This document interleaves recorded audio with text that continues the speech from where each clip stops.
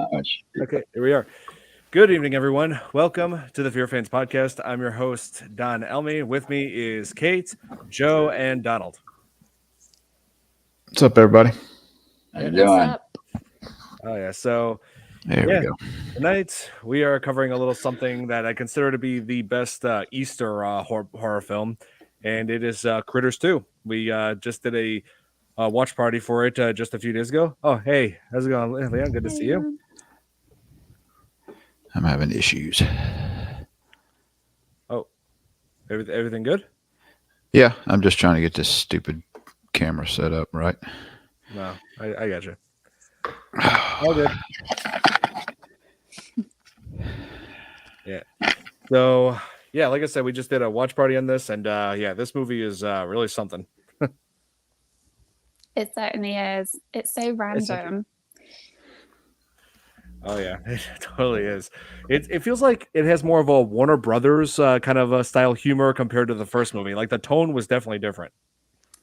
Yeah, it reminded me a lot more of the Gremlins. Yeah, It had I know that what you mean. kind I of feel like that's humor. Yeah. Hi, yeah. Leon. I feel like that's kind of what they were going for with this. You know, like Gremlins, because that was becoming like popular, especially with the sequel. Well, actually, no, scratch that. The sequel came out 2 years after Critters 2. But 2 yeah, years. Okay. yeah, 1990 was when Gremlins 2 came out. Lord, that long ago. Hi, Santi. Santi, yeah, Santi likes He does your look cool. he likes your look. Oh, hey Tom. Hi, Tom. Where are Hey you? Tom, What are you doing? yeah, you gonna be hungover joining us from last night. Oh man. So Tom, you gonna be joining us this time? If not, it's okay. If you got something going on, I understand. It's all good. Yeah, we're just joking. Yeah. Hey, Chris. Good to see you. Hey, Chris. And so yeah, with Critters, one thing I forgot to do last week was to show the trailer for it. Here, I could just pull it up right here. Hang on.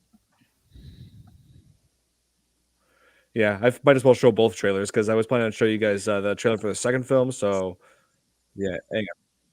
Let's do it. Here, ads. Hang on. Here, might as well show you guys the trailer for the first movie. Yeah, this was still in like the early years of New Line Cinema. Oh, wait. Oh. Okay, well, I hope that gets better, Tom. Oh, get well soon. Antihistamines. It's that time of the year. Oh, yeah. I hear you. Oh, here, someone else. Oh, here, Nikki. Hey, Nikki. Hi, Nikki. Hey, everyone. Hey, I was just about to show the trailers for the first two movies. I was meant to show the trailer for the first movie last week on the last show, but I forgot to do that. So, yeah, we might as well just do it here. So, here we go. Present. Just consider this like a recap of the first movie for those who missed it last week. Yeah.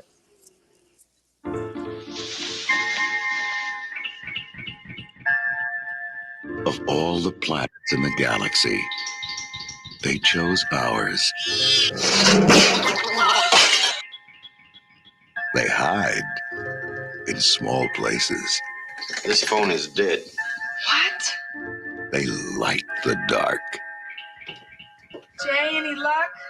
Just a minute. There's nothing cute about them.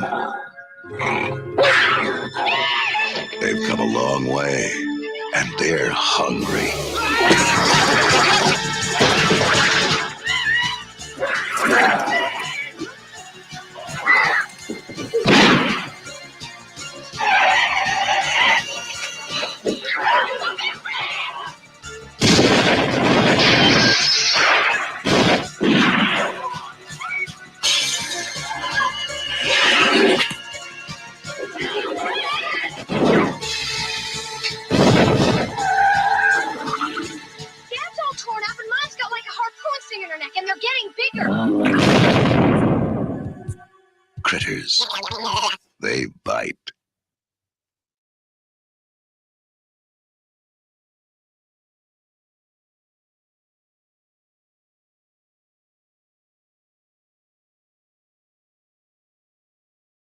Okay, now let me play the. Now I'm gonna play the trailer for the second movie. Here, hang on.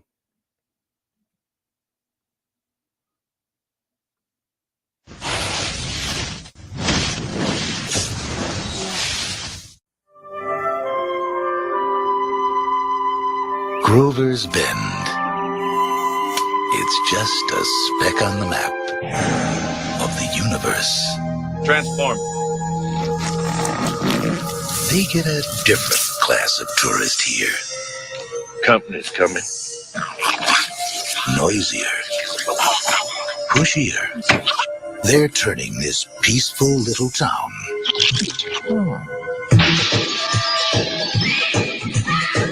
into dinner.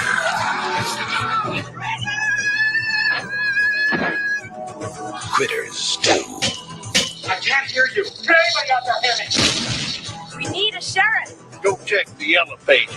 Those hungry hairballs from outer space are on a roll. Let's just get help. Oh, who are we gonna call? Critter Busters?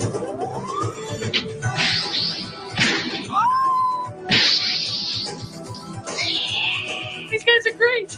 And they'll eat anything. We're going to end up tomorrow's leftovers. There must be hundreds of them. Critters 2, the main course. You got nothing to lose but your life.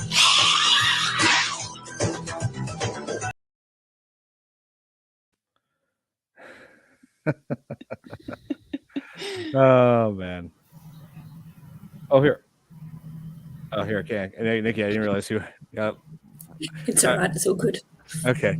Yeah. So yeah, that should give like viewers an idea of what the movie was about. You know, it's like definitely stillier than the first one, especially what they briefly showed, which takes place at the very end of the film. My absolute favorite ridiculous thing they could have ever done for this for Critters 2, and that is like have all the critters roll like a 10-foot tall critter ball. That was just so silly. Like, Yeah. who even came up with that? Like, they were just in the room and like, I know, let's just have them all pile up and just have a boulder of critters go towards the village. Like, what? Yeah, exactly. Oh, and I believe I found there was like a production shot right here that I had saved. Oh, here it is. Oh my Good Lord. goodness. That's huge. Yeah, they had to like push that, but with a truck to get it to roll back, to like get it to roll, and like had to film it at an angle where you can't see the truck. And there were times where they just had the ball itself and just someone push it from behind. Like one of the Kyoto brothers had to. Evil triples. That's crazy. Where's Nick? I'm surprised he didn't show up. Oh, he's getting prepared as usual. You know, like just.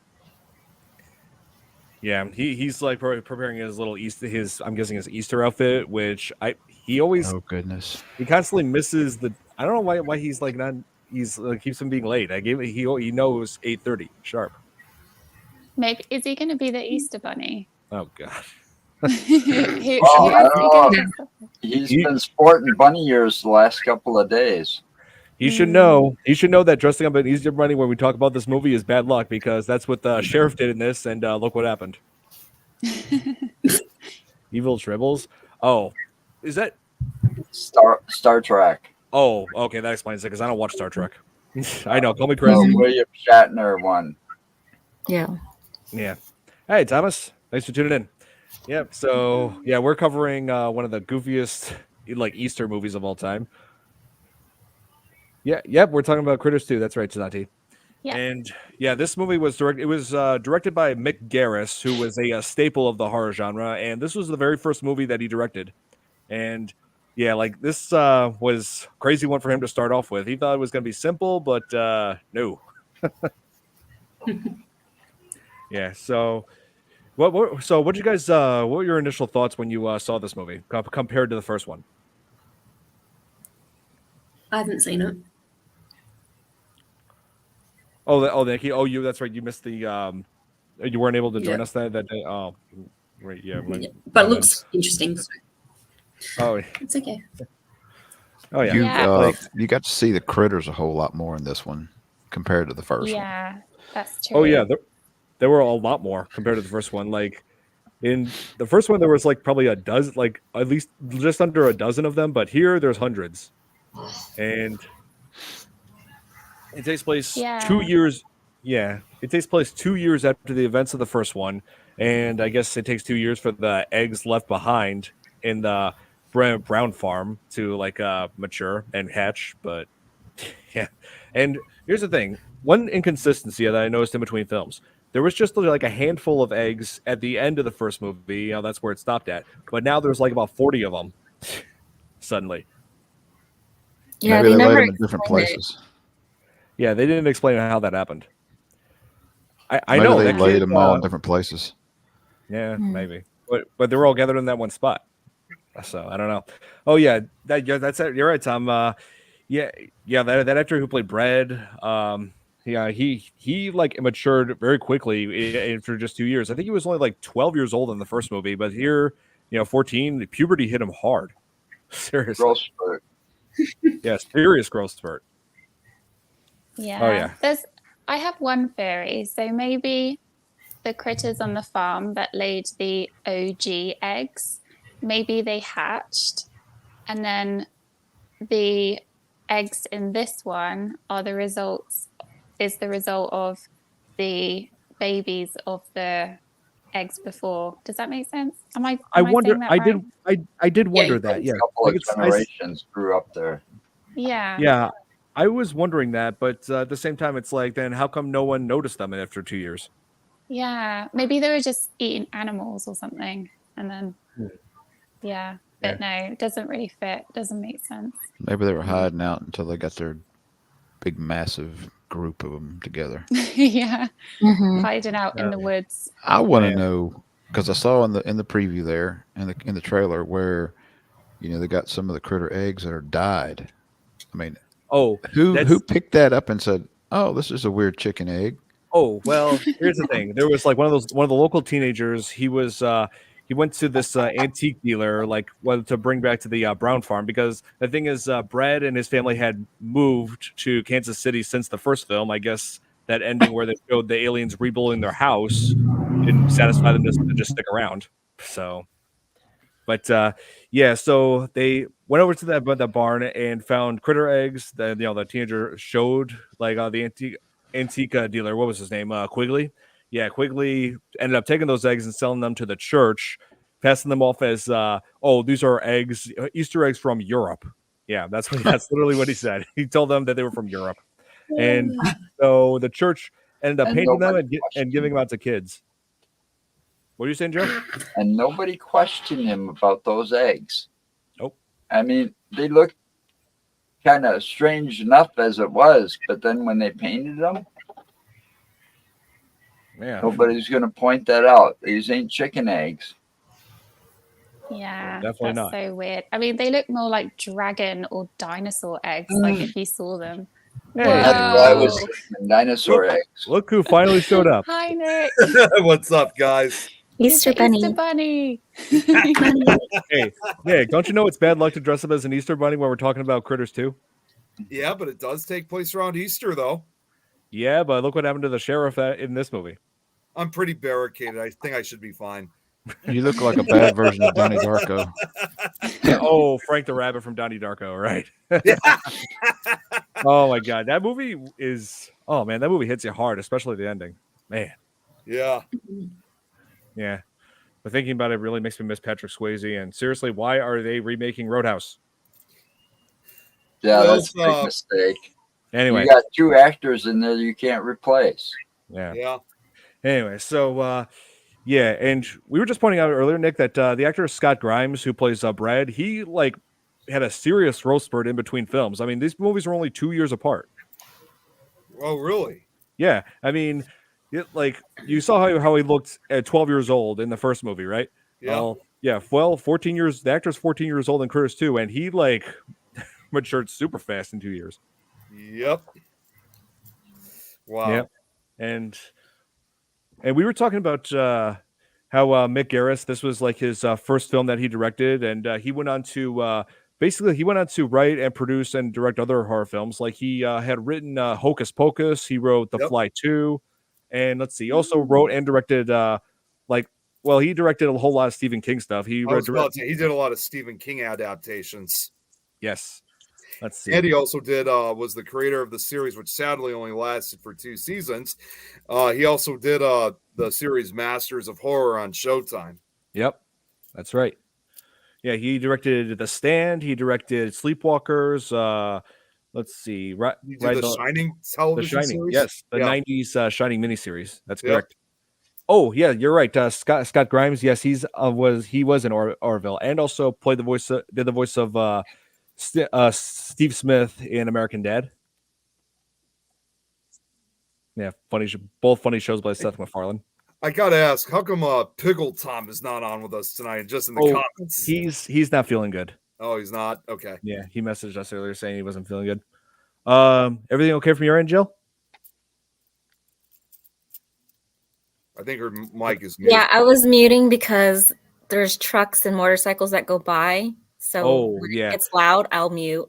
Yeah, because there have been a lot of people who were commenting before saying that it was a lot of things were quiet from your end. But explain to them that there was a lot of interference. A lot of noise. Yeah. Oh, hey, Shadowheart. Yeah, baby, I know we've got a big crowd here tonight. Yeah, we're very thrilled about this, our Easter special. And also, Nick, I wanted to mention I did some research about this right after we saw Critters 2, because this whole movie came off with this it seemed like it had some sort of a anti-meat kind of message to it. And I learned that I think this was intentional because Mick Garris is actually vegan. Oh, really? I didn't see. I've known who Mick Garris is for several years, but I never knew that he was vegan. Yeah, apparently he is. And that's why he threw in the Brad's grandma, who is vegetarian, and encouraging the kids at her daycare to eat vegetables only, and saying, "Oh, meat is the worst thing you can eat." And at one point, Ugg was saying that, eating meat is a bad habit. So I will say this, Nick, Mick Garris would not be happy with me, especially with dinner I had tonight. What did you eat? Some baked barbecue drumsticks. Nice. Yeah, here. Yeah, I got this recipe for it. Well, here's the funny thing I'll tell you right now for everyone here. I'm actually friends with Mick Garris on Facebook. Oh, it's actually his profile.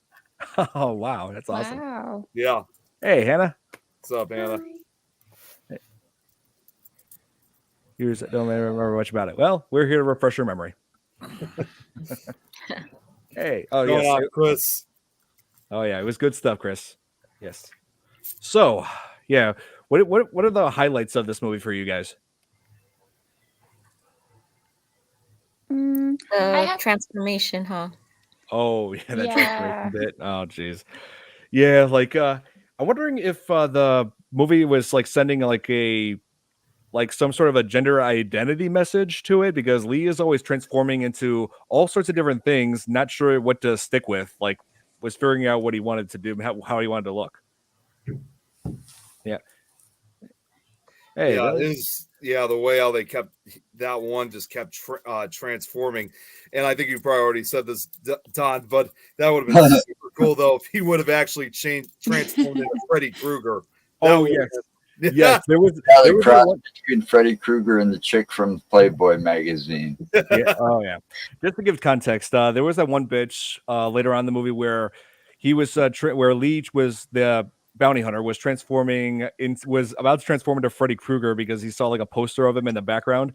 But Charlie said no, then just lifted up the Playboy book magazine again, so transforming into that model.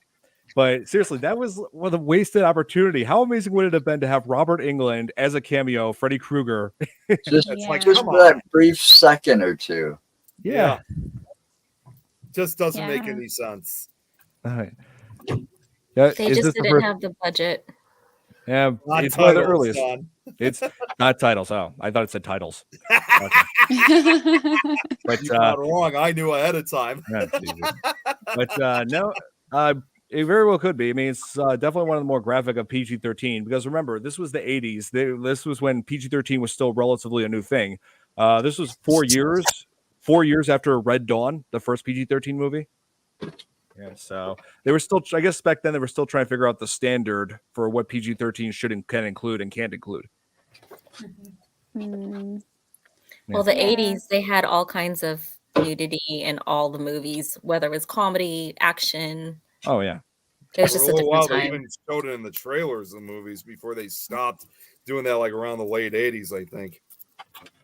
Yeah, the 80s were a time where they just wanted to like really test the limits of like what could be allowed in like in some movies. Like you look at movies like RoboCop, that had a lot of violence in it. Mm.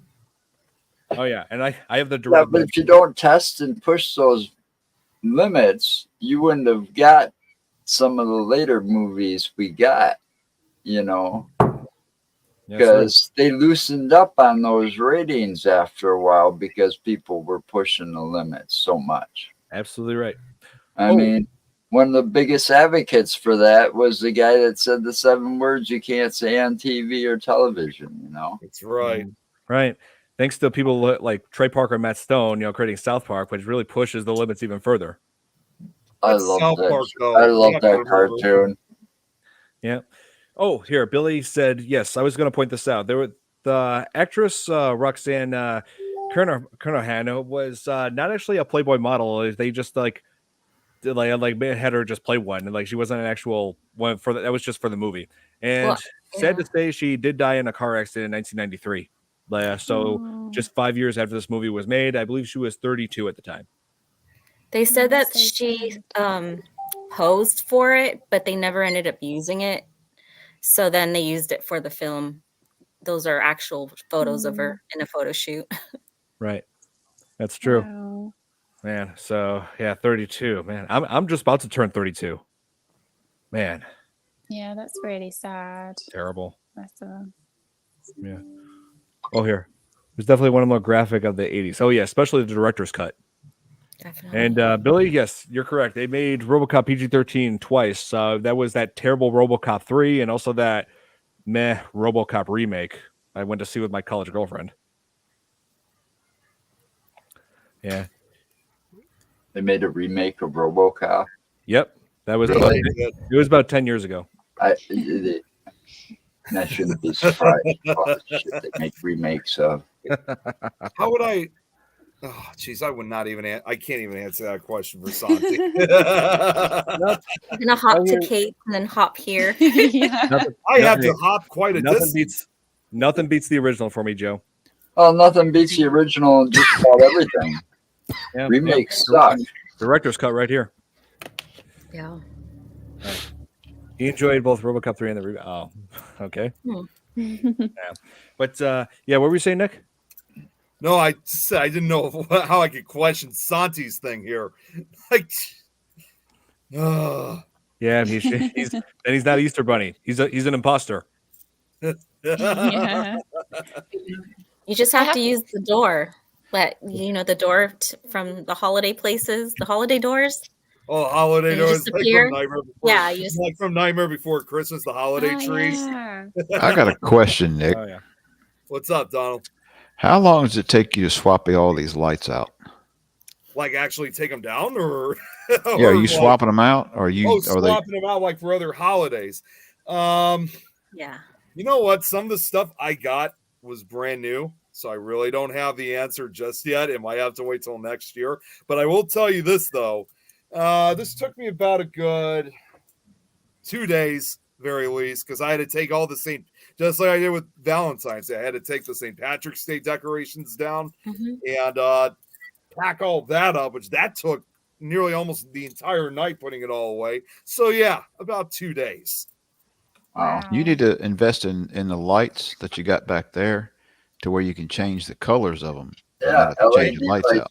I actually have you guys can't see it, but I actually have these lights here on the table on my desk here that can change colors. But of course, they're the only ones that can. But yeah, I'm thinking about maybe doing something like that. But still, it's my work of art. It's lovely. And I'm actually working on the final set. So if you guys have been hearing all this, it's because I'm trying to untangle these damn things. It's the last one. Oh man. I don't know why they tangle these things up. Here. Shadowheart says remakes can be hit or miss. Yeah, that is true. They could be, yeah, like sometimes some remake. There are a few good remakes. There are a few bad ones. The worst remake for me is the 1998 remake of Psycho. I mean, Vince Vaughn. Yes. I mean, come on, Vince Vaughn as Norman Bates. Vince Really, Vaughn. people as Norman Bates. I mean, really, people. Come on. But So I will say unreal. this: there are some good examples for not only movies but also remakes Okay. of video games as well. Like we had two good video game remakes over the past year: the remake of Dead Space and the remake for Resident Evil 4. God, I love those games. I don't mean to interrupt. Nikki, she has to. Unfortunately, she has to leave. She's not doing so good. She wanted me to let her. She wanted me to let you guys know. So, Okay, I totally understand. Hey, hope you feel better soon. Message you later. Thank you. I'll Okay. let you know. See what's- Nikki. get Bye, get well Nikki, soon, guys. Nikki. Yes. Thank you, sweetie. Bye, love. All right, take care. I wanted to say one thing about critters. So I feel like the first movie, you didn't see the critters very often because they were kind of introducing them, kind of trying to get them to be scary and not cute. I feel like everybody just went mental, a bit like Minions. They're like, oh, they're so cute, so adorable. So then they really kind of marketed that in the second film. So there was much more of them, and they had like those one-liners and all that kind of stuff. And Right. I wasn't alive then, but I'm sure they were very marketable. Like they really went for it with the merchandise, with the critters and stuff. I don't know though, Yeah. because I wasn't. I don't I know know they what year did. did it come out? I don't What year? remember a lot of 1988, Critters I think. merchandise. I know they Yeah, were the real first- big with Gremlins when it came out. Yeah, Yeah. they were very big with the Star, Gremlins. Star Wars. So big that everyone tried to catch in on it with oh yeah, Even oh, here we Furby are. did. Even It's- Furby. Maybe. It's Yeah. Furby. Is this a Furby? Yeah, You got no 1988, battery. correct. Yeah, so I wasn't born then, but I feel No. like they were really trying to do that though with the critters. They were trying to market them a bit more. Yeah, especially with the second film, too because I was just saying earlier, Nick, that Critters 2 felt more like it had like Warner Brothers style humor. Yeah, it seemed to be that way. I mean, it just. Hmm. I had that feeling of it too. Yeah. Yeah, it had a lot of humor. I mean, when the one critter got his reverse mohawk, I couldn't stop laughing at that. Yeah, and then it got deep fried, and they were like one of the things that really stands out for me, like one of the staples of Critters 2 was that Hungry Heifers, that restaurant, that fast food joint.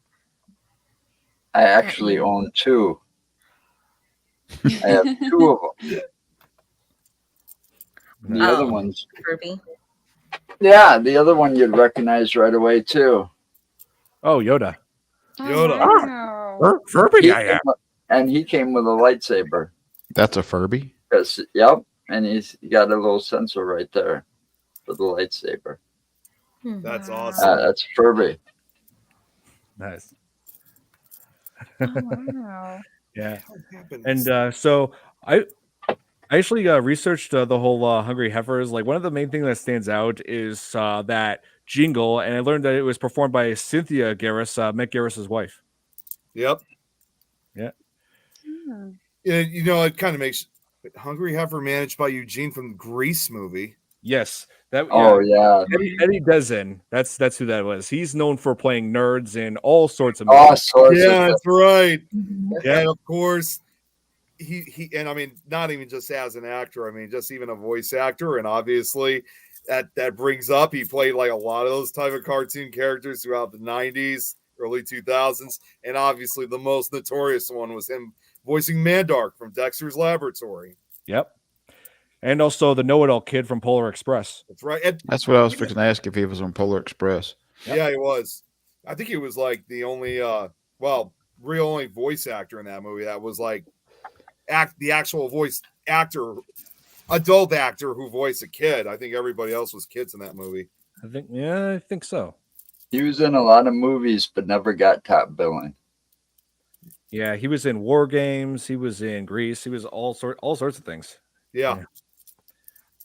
Oh yeah, I think he like increases. I've seen interviews of him. I think he like increases the pitch of his voice when he's in movies to really get that whole nerd voice out. Yeah. I was going to Whatever say he it does, looks it like it made him takes. something. I was going to Oh, say it yeah. looks like it takes a Hey, lot you know, of. he found his niche and used it. Yeah. You know, if Screech, you know, actor that played Screech in Saved by the Bell. Dustin Diamond. Yeah, Dustin Diamond. You know, he hated that whole. Shadowheart. Well, look at the guy that played Did I Do That? Oh, Yeah. Urkel. Yeah. Urkel. Yeah. Oh yeah, he was like Urkel was not even intended to be like a permanent staple of Family Matters. He was just introduced just for one episode, but everybody loved the character so much. Yeah, I mean, he pretty much just stole the show. And Yeah. you wouldn't recognize the guy out of costume and out of No, character. you wouldn't. I mean, Yeah. he just has such a remarkable appearance that even Mandark on Dexter's Laboratory resembles him himself. So like almost like a teenage version of him, if you will. Yeah. That guy. Yeah, Jaleel White. That's who that is. Yeah. Oh man. Yeah. Oh man, the 90s. Long live the 90s. Mhm. Yeah.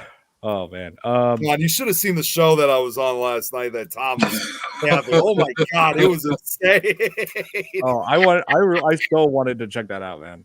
Yeah, we went from like talking about like we were trying to guess like different songs like from the 80s and 90s, then we went to the 70s. Then Joe and Tom went to like television theme songs of the 80s, which I only knew one of them. And then after that, we went to 90s cartoons, and I just beat them like hell. I wasn't part of that. I was cheering on Nick to Yeah, work you on fast.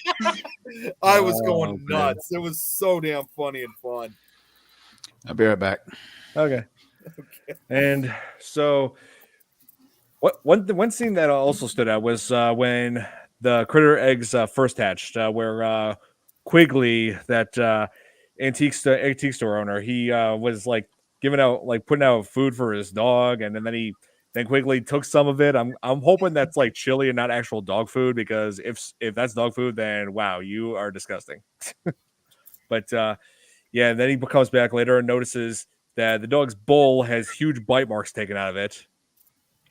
And yeah, like the dog's name was Chili, I think. So then he finds Chili like laying down and thinking he's sleeping, and it's like, nope, he's not sleeping, he's dead. Yeah, and then it shows all these baby critters coming up and then taking bites out of him, and then they go after Quigley, taking a bite out of his foot and drop it, and then the stool that he was trying to stand on, and they fell and they just piled him. Pretty vicious attack. Yeah, here, let me go find that image for like the baby critters that they showed in that scene, because that was like made those things more vicious than the ones that the gremlin, Gremlins, yeah. Oh, the critters are undoubtedly critters are more vicious than gremlins. Here, It yeah, makes total sense because they eat people and animals, and the gremlins didn't really do that. Well, they were chopping down the wooden stool like it was nothing, and nothing was going to stop these little. Yeah. Oh yeah. Well, I mean, they were easy to kill, but when you have like, it's like the movie The Birds. It's like when you have hundreds or thousands of them, it's impossible. Yeah, and they can all shoot barbs. Yeah, all of them shoot those quills. Yeah, they brought that poisonous quills. Yeah. Yep. Yeah, just rolling like Sonic the Hedgehog after people. Got to go fast. You know what? I just discovered, and one more thing about that show that I was on last night. Yeah, there were a few theme songs that Tom stopped on, and the one that was supposed to come after right before he stopped was Sonic the Hedgehog. Nice. Oh man. Yeah, it's so weird though, because to look at them, they must have really small stomachs, but they really attack huge everything, appetites. and huge appetites for such small things. Well, and I think on part 1, did they say the more they eat, the larger they got? So yes. Yeah, they will turn into that giant version of themselves. Oh yeah, I forgot about that guy. They pretty much grew up like overnight, like not even 24 hours. Like when by the time Brad and the others like found Quigley's body, which also the way they found Quigley's body, now that I think of it, really makes no sense, because Quigley was on the ground when the critters were devouring him, and then he's like standing upright at the doorway. Like then his body comes crashing down into Brad, and yeah, that made no sense. His body would not be up. Why was his body up like that? Beats me. Yeah. Oh, damn it. What's wrong, Nick? One of the light things fell off, but I'm Okay, still Nick having trouble with this. Nick's playing with the lights. No, I'm not playing with them. I'm trying to untangle them. Again, I Where's don't that know one why gonna they- go? Are you gonna Patient. wear it? What? Are you gonna wear that? No, I'm gonna hang it up. I'm gonna hang it up. This is the Oh. last thing I need to put up, and it's just I don't know why Amazon these deliveries make them like so tighten. Like, what's the reason for it? Oh, and here's another production shot where Scott Grimes is chilling with Critter animatronic. Every time I Aw. see that kid, I'm with Tom on that. I keep thinking the Partridge Family, and that's Danny. He really does look like that. Yeah, he really does. He looks like he can be related to him. He probably is. Oh man, he really has that look to him. Seriously, I His cannot little tell. brother. Wait, he is? No, I said maybe. I mean, he looks so identical to Danny. He could be his little brother or something. Yeah. Yeah.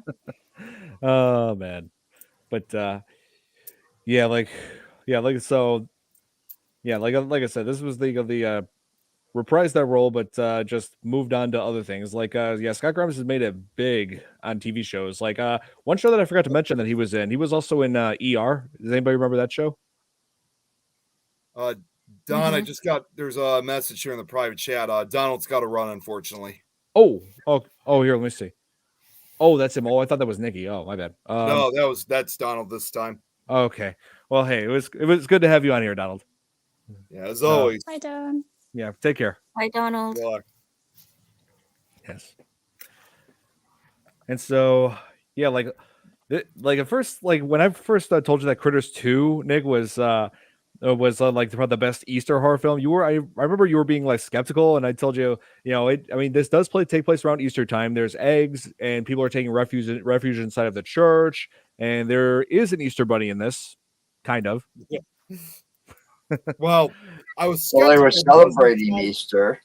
I was skeptical because we tried watching a different one a few years ago, which is that movie we shall not name, and it traumatized me. So that's why I was a little bit skeptical about this movie. That god awful movie. Yeah, we won't say what it is. Yeah. But yeah, it's bad. It's total garbage. But but the whole Easter Bunny aspect of it came and went super quickly. Like there was like a new sheriff in this who replaced like Sheriff Harv from the first movie. He was like he was voted out of office after the events of the first film. So and also a different actor plays him. I think what was his name? I had his name written down somewhere. I couldn't. Hang on.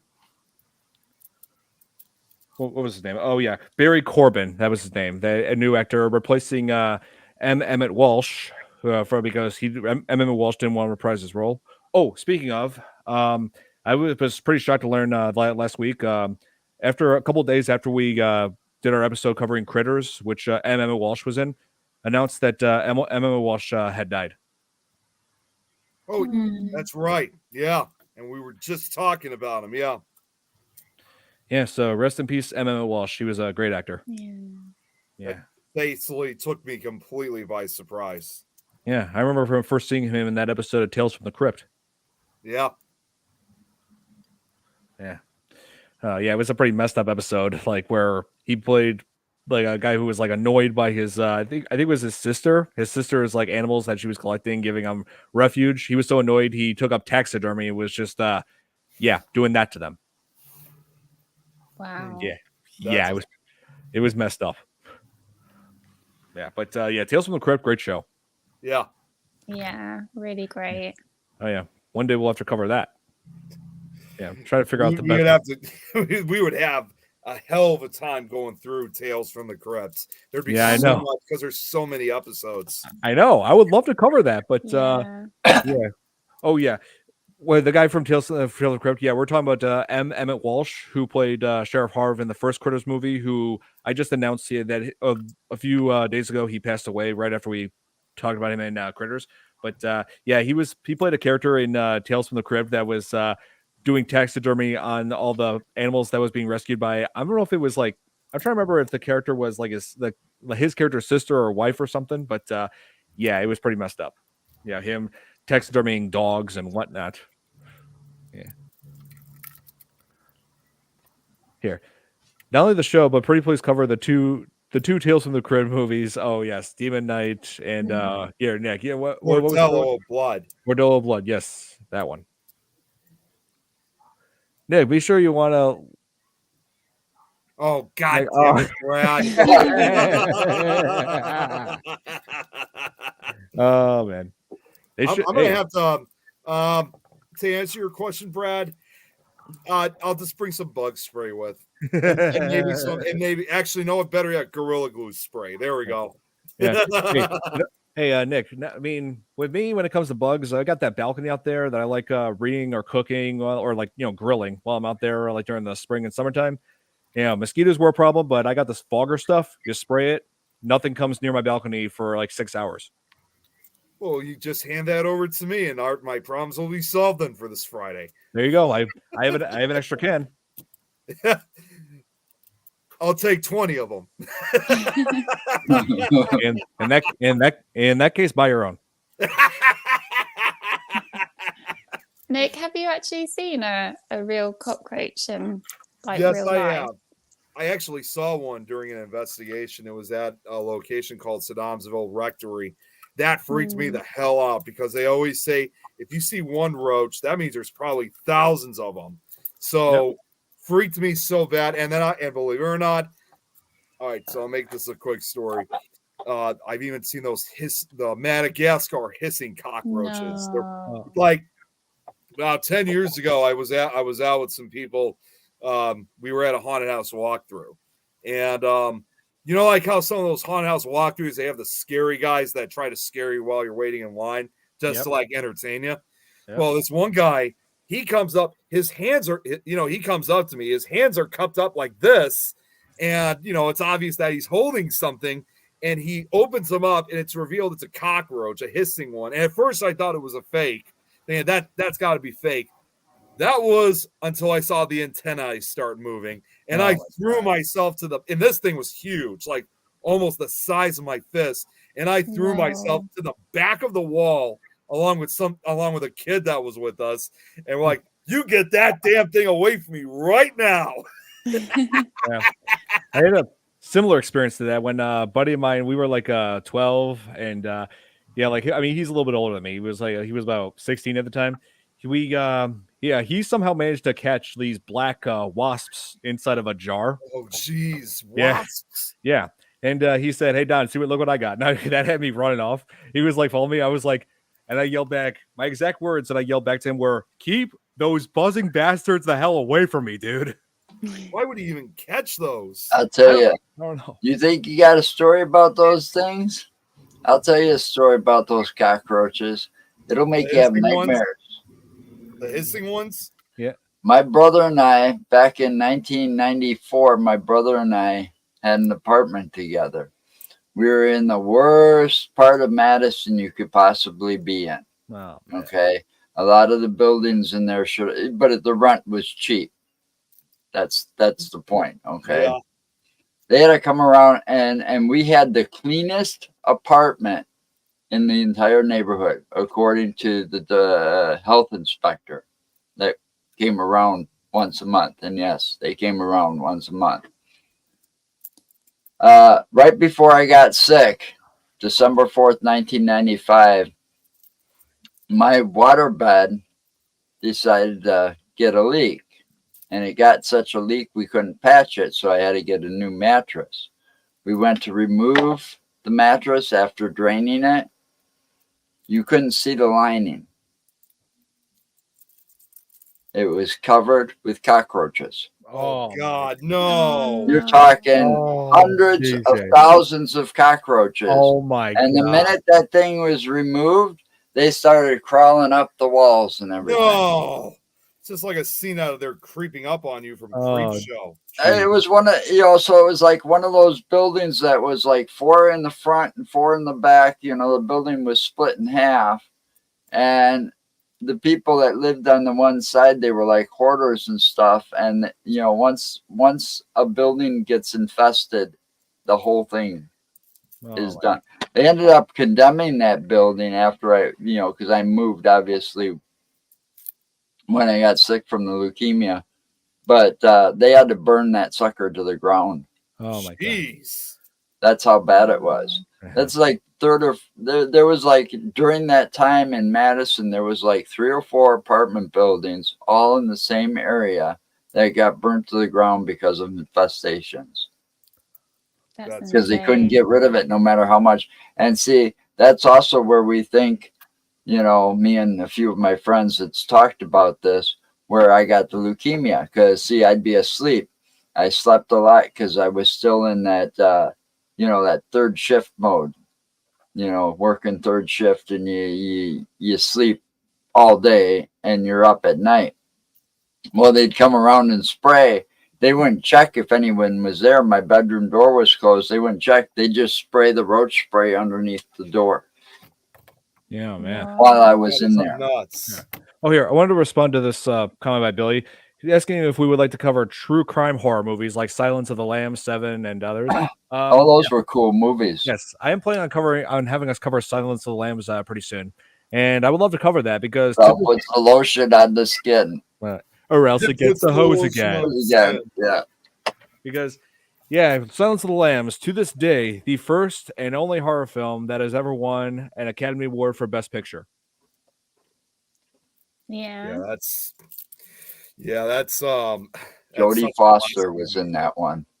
Anthony Hopkins. Hopkins. Yep. A true Hannibal Lecter. Yes. A fellow British. Yep. Don't get too close to the glass, Clarice. Don't we have the best accent? We have the best accent for horror movies. Oh, totally. Christopher Lee is another great example. Yes. I just recently watched that funny parody of South Park with the Hannibal Lecter kid, but it was toilet paper instead. He only had like 2 weeks left of his sentence, and he had managed to escape. Oh my god. Oh man. But so yeah. Oh here. What about Seven? Oh yeah, Seven's a great one too. Brad Pitt, Morgan Freeman, love it. I haven't seen that in years. Anything with Morgan Freeman is usually good. Oh yeah. And this had just about everything great. Great acting, great story, a shocking villain. It was the only amazing. thing I had a problem with Seven. I mean, I enjoyed it, but I'm not saying it as a bad thing, but there were times I kind of fell asleep to it. But I think it's just the reality is, with the movie Seven, it's there is a lot of talking in that movie, so at times it is a little bit hard to follow. But nonetheless, it's still great. Right. Oh yeah. Oh here. I forgot to mention. Where it shows the part where their sheriff died when he was dressed up as that Easter bunny. He was just constantly in a bad mood and came across that hatched critter egg and was like, "What the?" He was like, "What the hell came out of you?" Well, it's like, what came out of you is now going into your suit. He obviously hated his job. Yeah. And he kind of deserved it in a way. Yeah, that's what you get for that's what you get for hating on Easter. Yeah. Well, it's like he even hated the community or something. Pretty much.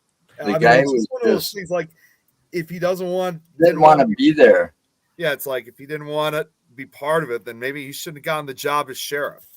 And shouldn't have been living in a small community. Yep. Yeah, exactly. Where everybody knows everybody. That's right. And then he just dives through the church window, which I thought was pretty crazy. Like, how does it cause you to jump through a window? And also, everybody tries to say, "Oh, this had to have been just some farm accident." I'm like, what kind of farm accident just throws you through a window? Yeah, exactly. Yeah. And even Brad was trying to keep saying, that. But then when they come across Lynn Shay, who has become a reporter ever since the events from the first movie. But anyway, they come across her and say, "Oh, one of the critters went inside Quigley's place." They find Quigley's body. It falls on Brad, and I'm just thinking, hey, don't worry, Brad. I'm sure it was just a farm accident. Oh my god, that's just like no. Yeah. And was it quite common in the 80s and 90s with the sheriffs and the police to, I don't know, like I always felt like they always got picked on and they were like always the bad person, or like they were always the first to die. It's like, why does that always happen in the 80s and 90s? Not always. Sometimes the sheriff or the police officer ended up being the heroes. Yeah, Yeah. exactly. Some I of was going them. to say some movies have that. Oh yeah, someone like in the Yeah. Blob, like the sheriff and the cops were skeptical, but Oh, then yeah, that's when they saw true. when they saw the truth for themselves, they were like, okay, this thing is for real, and we got to stop it. Yep. Yeah, so Yeah. it does happen, but not all the time. Yeah, that's Yeah. good to know. Are the bounty hunters friendly and good guys? Yes, they are. They're definitely like not as hostile to the locals as they were in the first movie, like which I thought was pretty amazing how they just came across the critters like right when the timing was just right, like where Brad like presses that emergency beacon, they show up, they just happen to be right there, and I'm They like, were like the exterminators. yeah, it's like wow, they were more efficient at their jobs compared to the first movie where they were just interrogating everybody throughout town about where the critters are, Yeah. like not being able to fight them. Yeah, that was kind of pointless, wasn't it, really? Yeah, they had no subtlety, like shooting off their cannons at everything. Yeah, just made no sense. Yeah, and I did, and you know those critter eggs. I can never get over how dumb the townspeople were, like for not suspecting a thing, and then they started hatching, and like it was like a very tensional scene, like a lot of tension in that girl's bedroom. That little girl, I'm trying to remember her name was Emily or something, but yeah, like a critter egg hatched, and the dad accidentally stepped on it, and turning the critter into that Nickelodeon slime from Figure It Out. Yeah, you guys remember that show? Yeah. You guys remember the show Figure It Out? Yes. Yeah, Yeah. the slime was like that. Yeah, the 90s. Or why did she put her chocolate over there and it got all melty? Yeah, Oh, yeah. that doesn't make sense. Even if it was vegan chocolate, it's still gonna melt. Yeah, maybe And there's a vent right there on the floor. hey, maybe that was the reason, because it was vegan chocolate and she wanted actual chocolate. She wanted it to That melt. could be too. I'd want the real thing too. I mean, you know. How's the light situation, Nick? It's driving me crazy. I'm like not even halfway through with this damn thing. Here, Just put because- it up as a ball. yeah, just put it Yeah, to the disco ball. side. Or here's an idea: just put it to the side, just leave it alone, and enjoy the podcast. Yeah, I still Yeah. am. I'm still paying attention. There you go. And anyway, Hey, I got to here's still why- do my house tour of the lights. yeah. Hang And it here's- up as a ball. And here's why I walked out for a second, because the yeah, like what we were talking about, that fake chocolate bunny, which apparently was made out of carob, which was like a healthy alternative or something. I'm just thinking, no way would I ever get that. Would I ever buy that? Like, because these right here, actual chocolate bunnies that I have bought for my niece and my nephews. Oh, Cadbury's. Yum. Those Yeah. are Cadbury bunnies. Isn't Here, it Lint? Lind. Oh, Lint. That's Yeah. it. Lent. Yeah. I knew it's one of the ones that's famous on TV. Yeah, so got these for them. You know, just doing my duty, being the best uncle in the world. Oh, that's sweet. It's good chocolate, Lint. Yeah. And also Kinder. I really like the Kinder chocolate. Yes. Oh, here. Since Critters is a ripoff of Gremlins, guess who owns both franchises now? Oh, yeah. Yeah, don't remind me. Oh, man. How can- Wait, wasn't Critters filmed first? It was written first. Oh, It wasn't in production until after Gremlins was released. because I don't Yeah.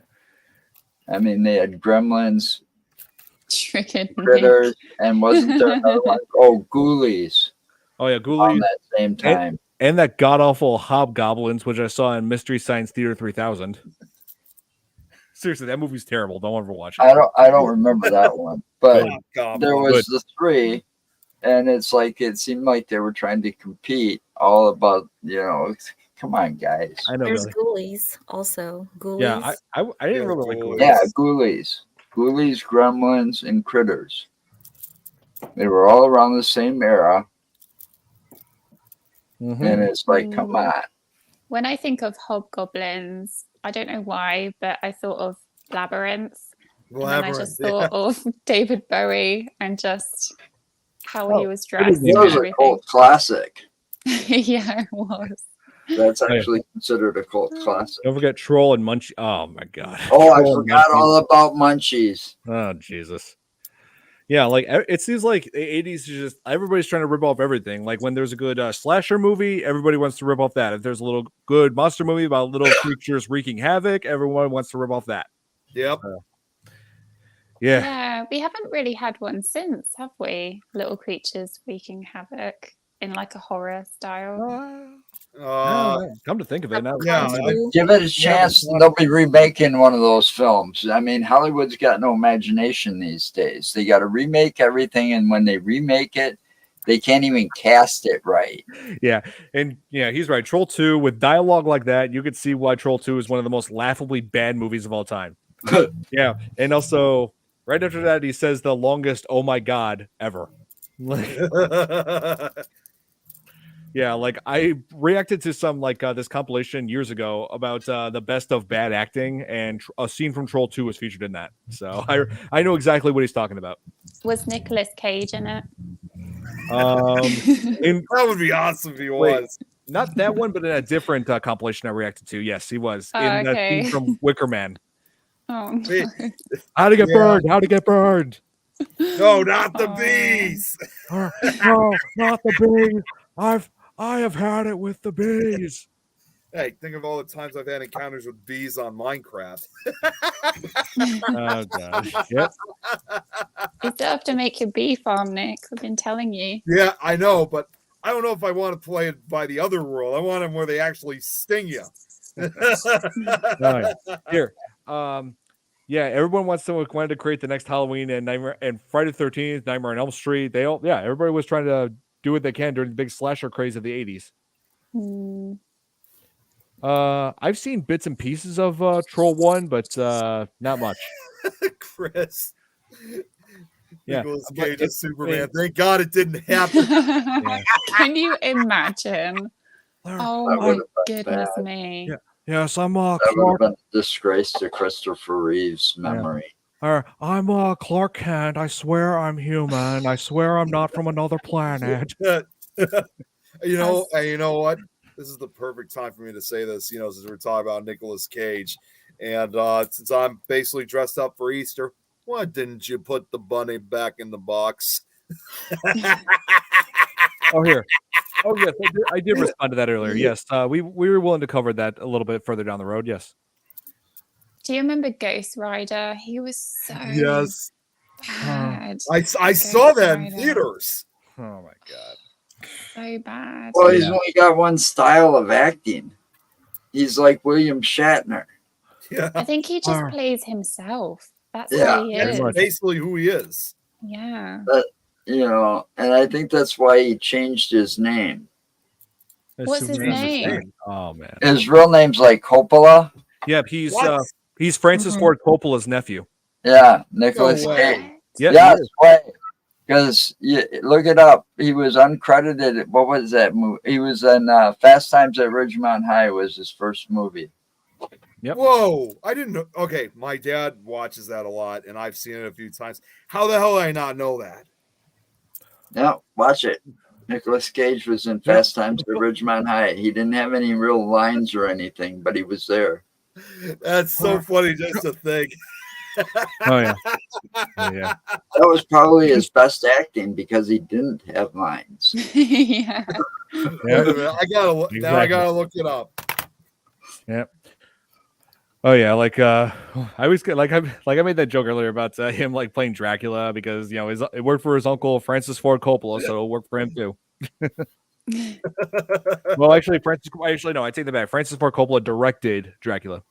Oh my God! Holy cow! He's like different too. Oh my God! How the hell did I miss that? Yeah, he's a Coppola. It was like nepotism because his uncle was in the business. He could get in because it wasn't talent, clearly. And Francis Ford Coppola, another person who's related to him, another big name is Talia Shire, who plays Adrian in the Rocky movies. Yo, Adrian, I did it. Yep. Exactly. Yeah, but she was Yes, I best remember known seeing that. before the Rocky movies for Godfather. Wait, Oh, yeah. what? Yeah, she Nicolas was my Cage godfather. is Superman in the Flash. No, there's no way. What? Yeah, That's not possible. about that. Yeah, No, I hell, have to Todd? see this. I even try to tell us. forget that. I have to see this. What? Oh, my Natalie God. Shire was in the Godfather trilogy. Yeah, she was, and she was also in this lesser known horror film called Prophecy about a mutant bear. Oh, Yeah. Oh. Mutant Bear. Yes, it had Kevin Peter Hall, who played Predator. You know, in the first two Predator movies, Yeah. he played the mutant Wait, bear. He was you like, in said the movie was called Prophecy. When I Yes. think of Prophecy, I think of that one about heaven and stuff and the war between the angels the real Flash was grabbed. with Oh, what's his name in it. yeah, Oh. that's right. I don't know what's worse, Chris. Him as that, or George Clooney reprising Batman in the very end. Oh, God. What?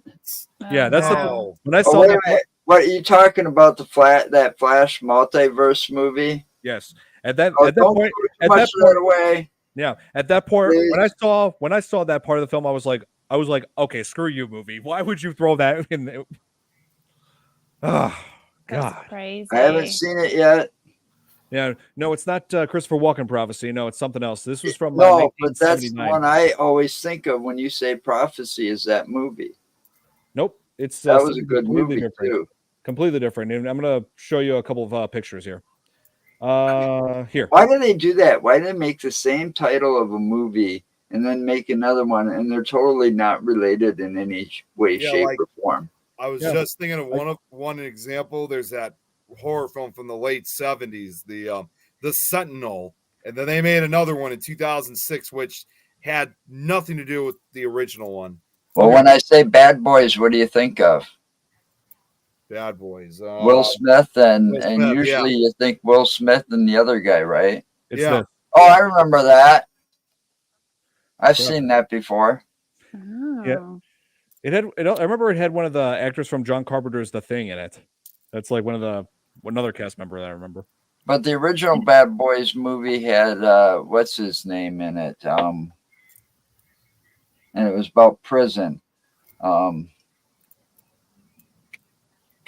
Yeah, damn it. He was married to Madonna for a while. Let's see. Oh, here's what The guy Prophecy. from Fast Times. Sean Penn. Sean Penn. Yeah. Yeah, Here's- Sean Penn was in the original Bad Boys, which is like a 1970 something movie. Ew. Oh, That's from Prophecy.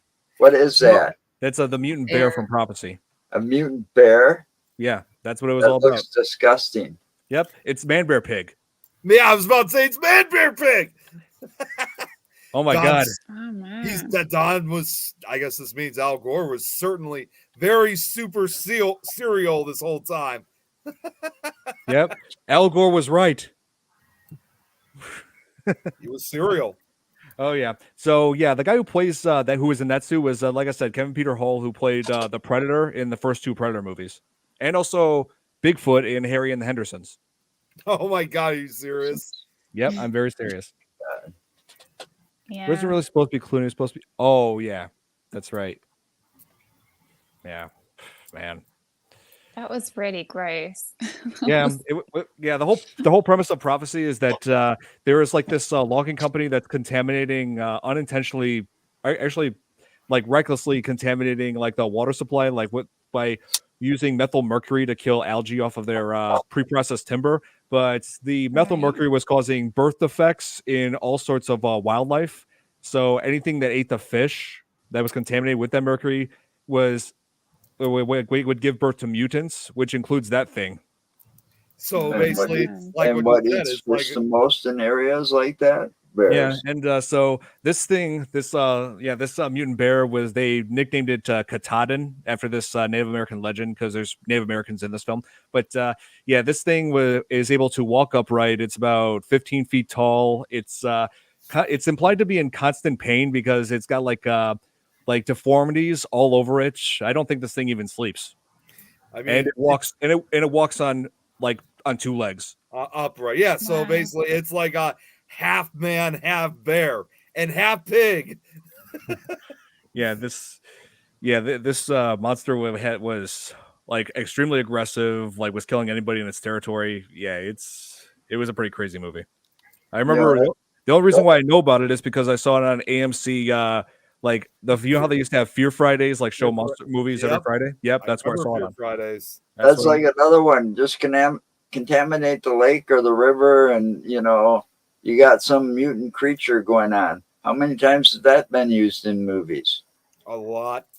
Let's go. Right. Piranha was one of them. Yep. Mm-hmm. Well, Piranha was like where they were intentionally mutating them, like experimentation. Yeah, like but still, and then they got out. Godzilla. What's next? Are they going to? And next they create the T virus. Yeah, 28 days later. Oh wait, no, that's not no. That was Resident Evil. Resident Evil. Yeah, not 28 days later. Yeah. I was about to say you have Resident Evil, man. You have I know. Evil. I got the two mixed up by mistake. Right. Oh, I don't know if you guys saw the messages, but I am considering covering like video games on the podcast. Not like playing them, but just talking about them, like how we're talking about movies here. Yeah, because I figured we're covering movies and TV shows, so why stop there? It depends on what video games you cover. Oh yeah. I feel like it'd be fitting to start with Resident Evil since that's like the first horror game I ever played. So yeah, that sounds cool. Yeah. Rated PG-13. Yeah. Cool. Okay, so she likes the idea too. I mean, horror and video games, there's so much we can cover with that as well. So yeah, we keep this I feel like it would spice things up a bit. Let's see. Oh, here's one thing that I find questionable about this movie. When it's where they're going to take down the critters, like leading them into the burger factory to blow them up, and they decide to blow them with dynamite, which they pick up at a hardware store. What kind of hardware store sells dynamite? Especially or carries that much dynamite. Yeah, exactly. Yeah. You try selling dynamite at a hardware store. I know that would be extremely, extremely illegal. Actually, I think it would be pretty much extremely illegal just about anywhere, in fact. Well, not necessarily if they have a mining town, but yeah, you still think they'd have like an explosive distributor that they go through that's an expert in handling that shit. Yeah, I mean, it's like they sell dynamite at where? This is my thought at that scene. I was thinking, they're selling dynamite at hardware stores. Oh yeah, sure. And just down the street, and yeah, sure. And they're also having a sale for grenades at Home Depot right next to the rocket launchers. Right. Yeah. It just reminded me, and Don, I don't know if you remember this. We met this guy a couple of years ago when we went on one of. It sounds unrelated, but I'll get right to the chase. Is when Don and I went to meet up with Jeremy for the first time, one of our first investigations at Crown Point Jail. There was a guy who used to be part of the crew, and he actually worked at an explosives factory. He worked there for like 15 years, I think. True value. He worked there for like 15 years, and I just love the response we got. It's like, hey, do you mind if we could talk some business here? I have a problem with some guy named Spiro. Oh my god! You remember that, Todd? Yes. This guy worked at an explosives factory, so that was kind of the joke. Oh, I see. I'm sorry, guys. I have to go now. I apologize, but thanks for having me on. I really enjoyed it. We always love having you on, Kate. So yeah, thanks so much for being here, for joining us. Thank you. See you guys next week. Yes. I just realized we haven't got our group picture for Easter. All right. Oh yeah, take it now. Yes. Okay. You get the. Oh, damn it. Okay, let me get the screenshot ready. Okay. You guys ready? Yes. Ready. All right, here we go. Wait a minute. I thought this was okay. I think we got it. Okay, 1, 2, 1, 2, 3. The hell? Damn it! What the hell happened? Okay, one more time. Hang on. I'll take one too. This is what happened. Okay, now I got it. Now we're good. All right, okay. One more time. Okay, 1, 2, 3. All right, I think we got it. Okay, all right. There we go. Thanks, guys. See you next week. Oh, yeah. See you next week. Photoshop him into the picture. Just Photoshop Pickle in. Yeah, just put a And name picture. it Pickle Tom. There you go. For sure. Oh, man. But, Yeah, it came out. We got it. Oh yeah, and also once again, like the critters in this were puppeteered and created by the Kyoto brothers, who, yeah, like it's like the more I research them, it's like the more I'm surprised with what they've done. Like we were talking about RoboCop earlier, they actually directed the commercial, like they made the commercial where they talked about that car. What was it, 6000 SUX or something or other? Yeah, there was like that creature effect with the T-Rex. So. You just noticed now, Chris, with my tie. Pretty much. Oh yeah, and let's see, and of course we mentioned earlier Killer Clowns from Outer Space. Yeah, they did they created Killer Clowns from Outer Space. Still waiting for that game to come out. It's supposed to come out sometime later this year.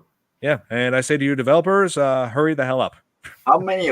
I got a question for you, Don. Yes. How many horror films or horror games are there out there? Oh my god. Hard to say. Like that doesn't even count. There's even like experimental ones like out there, so it's hard to say how many horror games are out there. I got a lot of them on my Steam account. I got a lot of them saved on my PS5. I got rid of my Steam account. My favorite. Last of Us. Best one. You know, I didn't play many of those. I mean, I remember there was a game out there at some point, like Friday the 13th, based on the movie and stuff. Oh yeah, was it that terrible one on the NES? Yeah. Oh. Yeah. You know, you gotta realize I'm old school. My first video game system at home was a pinball machine, an old school pinball machine, and Pong. Yeah, like my parents loved. Then I got the Atari 2600, and we went up from there. Yeah.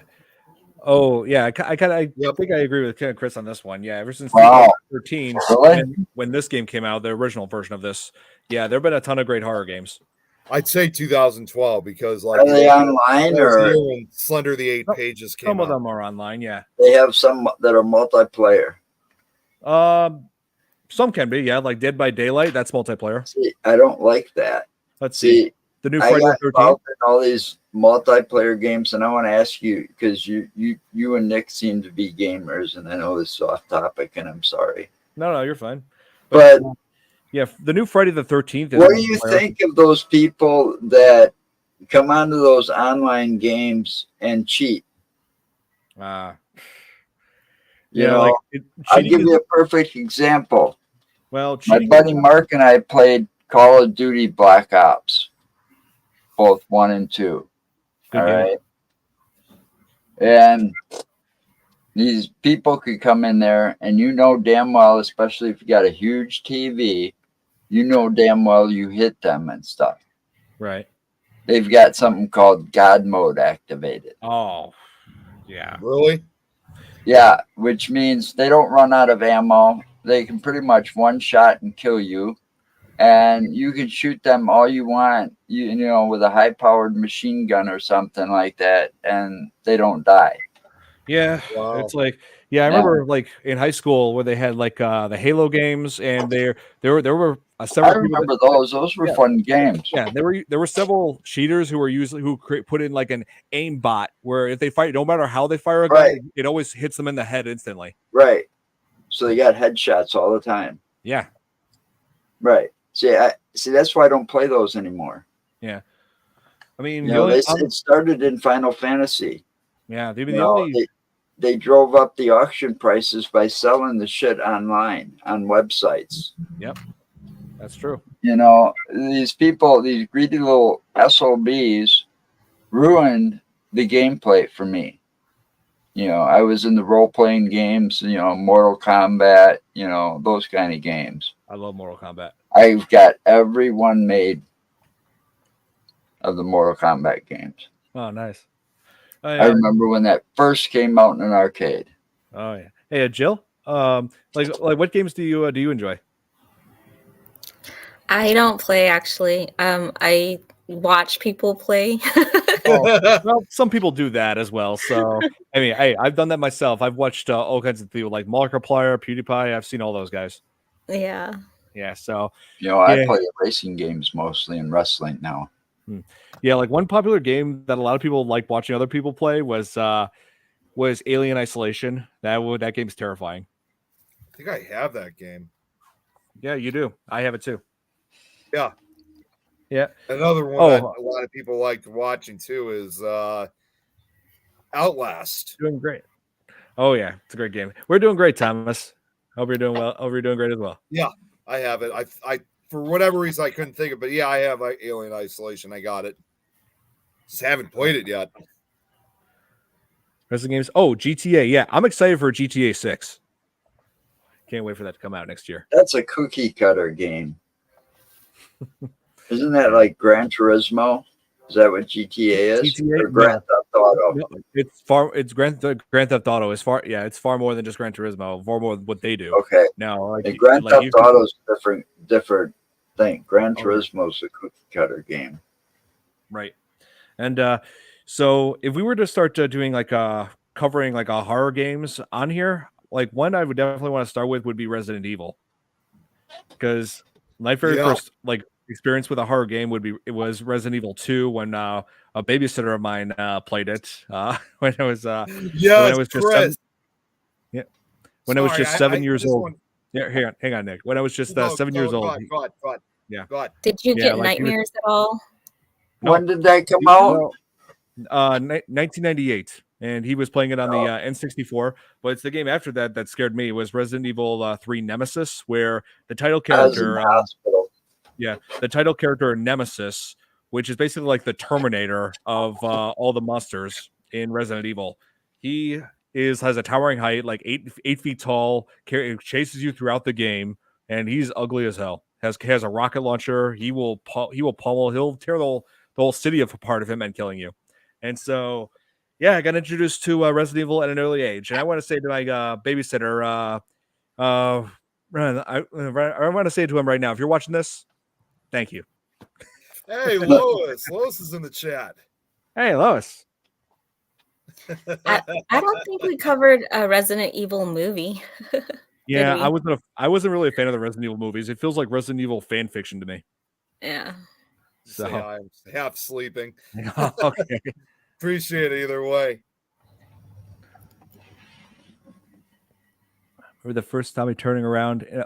Oh yeah, she's referring to when in the first game, the original zombie was like crouch munching on a guy, and then it just turns around towards you. Yeah, that set the tone for the game. Yeah, but anyway, so as far as Critters goes, yeah, Critters 2 is like the goofy sequel to Critters, and if you want a good Easter horror film, this is the closest thing we have to that. Seriously. Real quick. Sorry, I just want to point out what Chris had said. Phasmophobia, that's another game we should cover.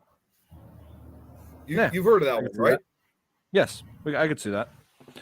I've never heard of that one. It's a paranormal investigation game. Really? Yeah.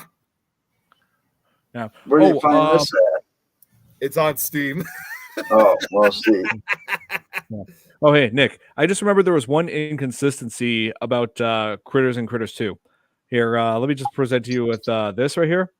This was like the boss of those bounty hunters. You remember in Critters 2, right?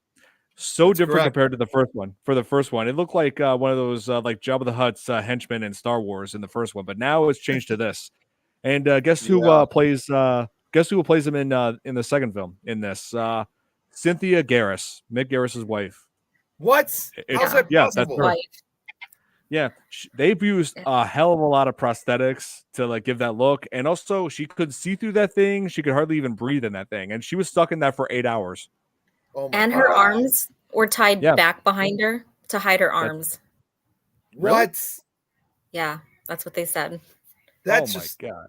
Like, why? That's just kind of Why would you do that? Yeah, That's I some just- loyalty there. Yeah, Apparently- no shit. Hey, Apparently, she was okay with it.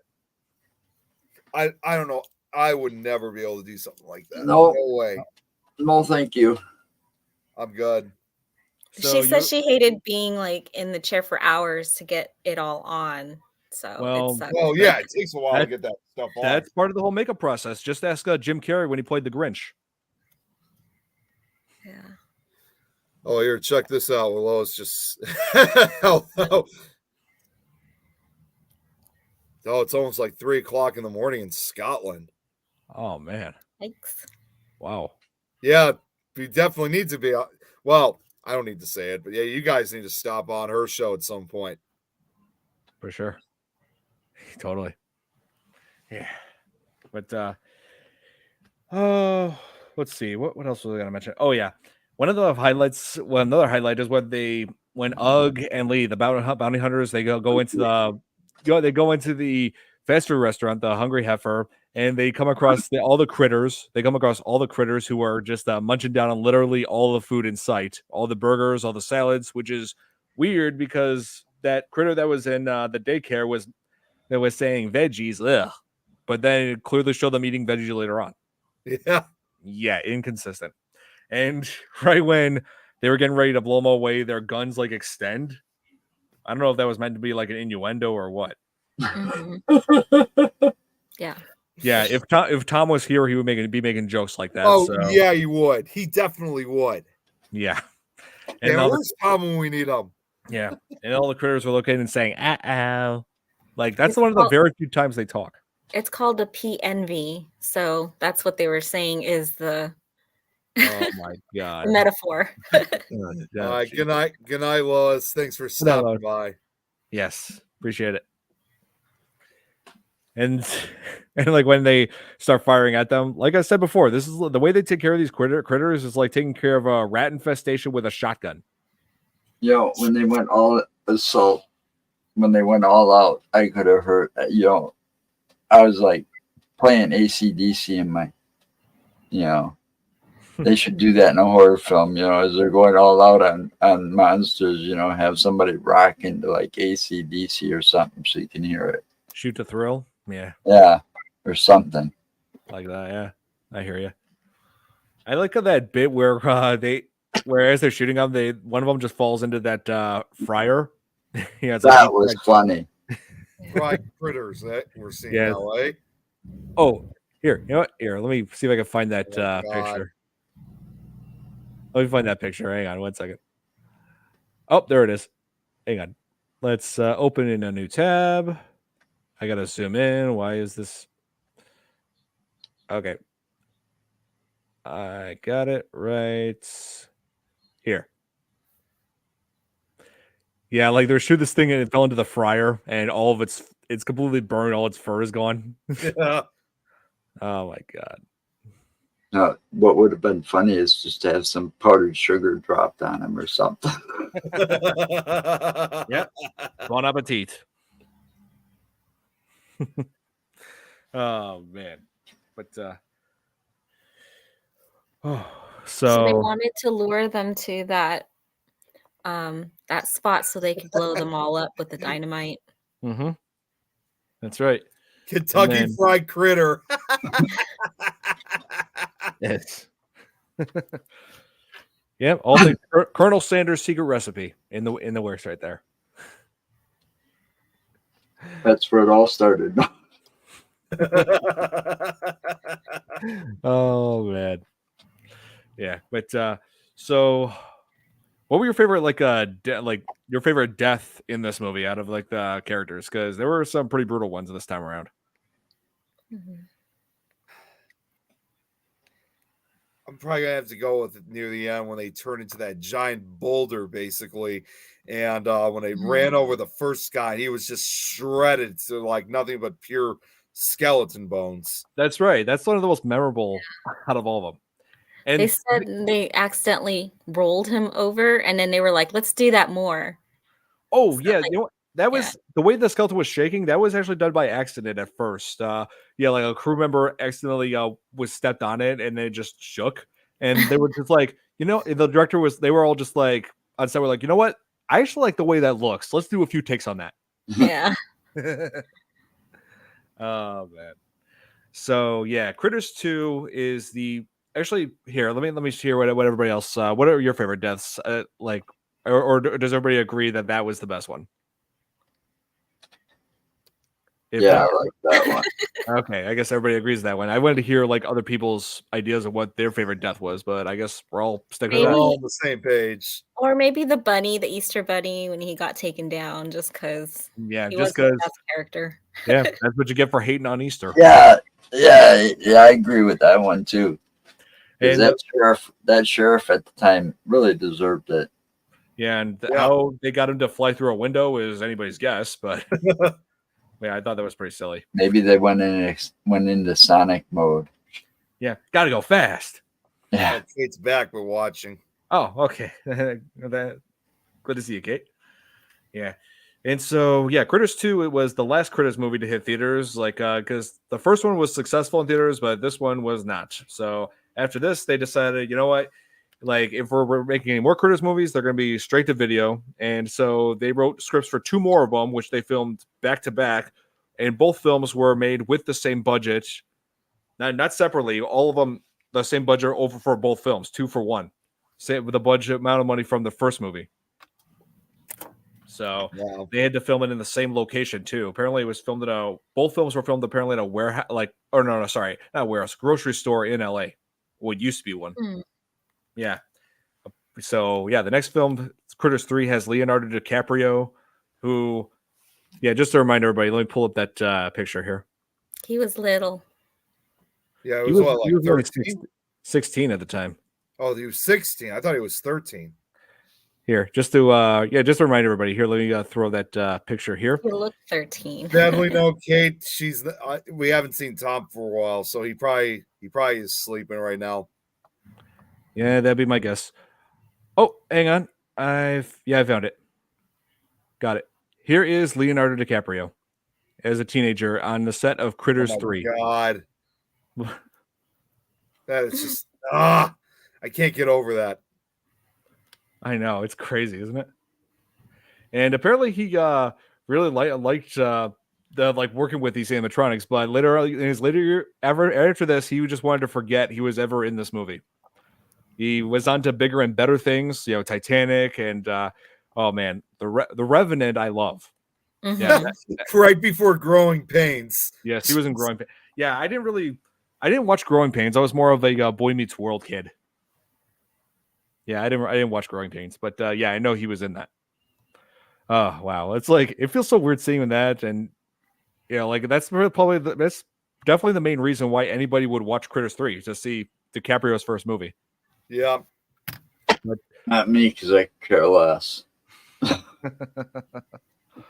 But yeah, he says that he just wants to forget he was ever in that, because he said Critters 3 was terrible. It's like I'm in better movies now. Everybody needs to remember me for Titanic. Everybody needs to remember me for Blood Diamond, Shutter Island.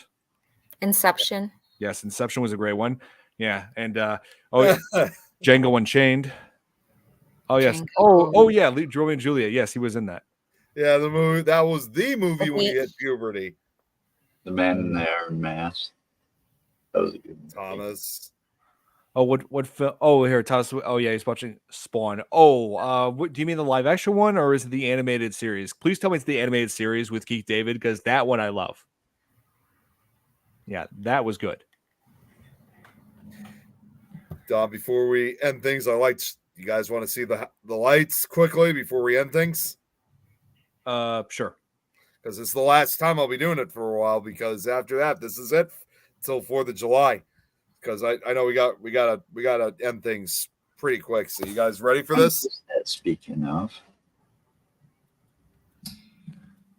Okay. All right, here we go. So this is the last one for a while. So this is basically most Epilepsy warning. Yeah, I'll make it quick. So over here are some of the brand new lights that it's recently got. Nice. It's purple lights over here. Got these nice curtain. Ah, damn. Man, these ears are a little bit difficult because they're hitting some of the lights. Check out, these are brand new right over here. We got.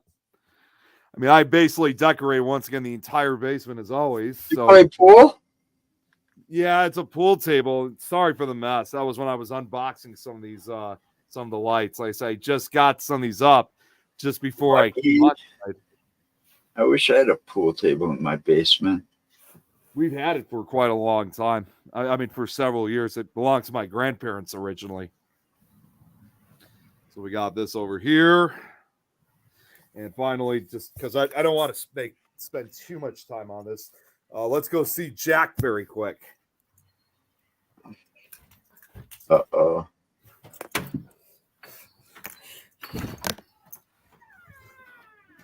Doesn't have too much this time, but he's got better than nothing. Here you guys go. Oh, nice. He needs lights. Yeah, maybe some lights, but at least he's got the rabbit ears. So does Zero. And he's got a basket. Oh, there you go. Then, of course, in the backyard, we got it lit up all over again. Cool. It is.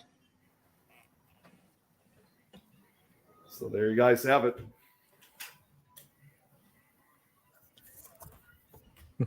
So that will be it for until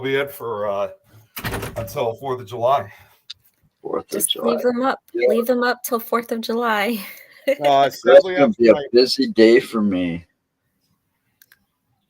Well, sad part is, I mean, no, he's not going to be staying downstairs after I put the Easter stuff up. I mean, after I put the Easter stuff away, Jack's going back upstairs. Did you watch Girl Meets World? I've seen a few episodes. Yeah, I definitely consider love that more than Fuller House. Or actually, no, not Fuller House. What am I thinking? That '90s show. That Yeah, 90s show? That '90s show where it was like a Yeah, it's a spin-off of that '70s show. It's a but continuation not of that that show. 80s. Yeah, I know. Chicago Airport be redirecting. I tried to watch it. Didn't go over well. I consider that '90s show to be better than that '80s show, which was like their. Oh failed yeah, spin-off. that it was.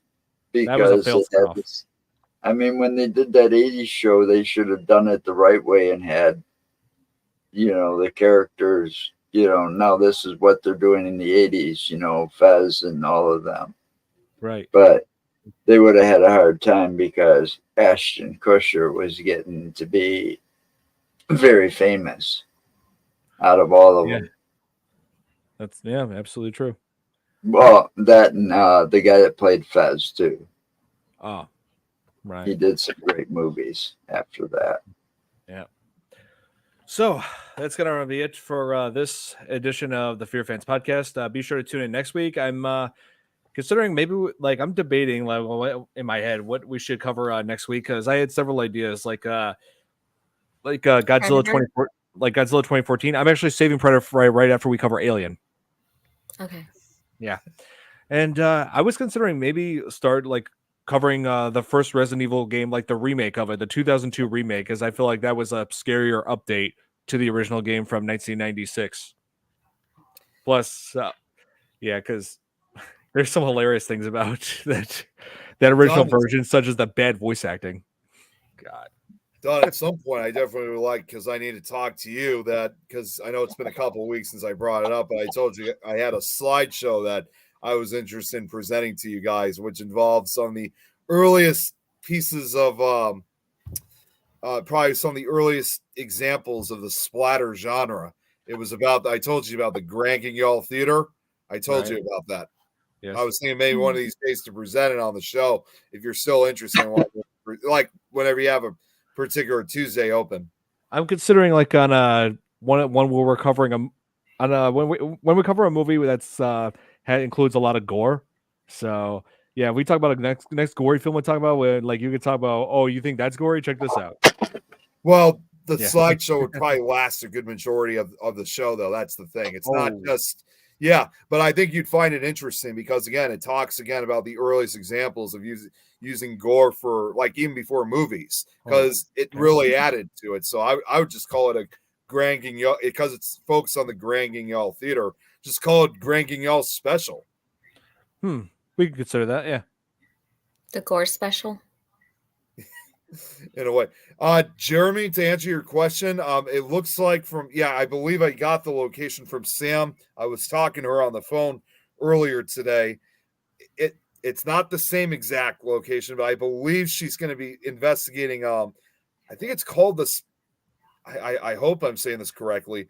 The Sally Rose house, not the one in Atchison, Kansas.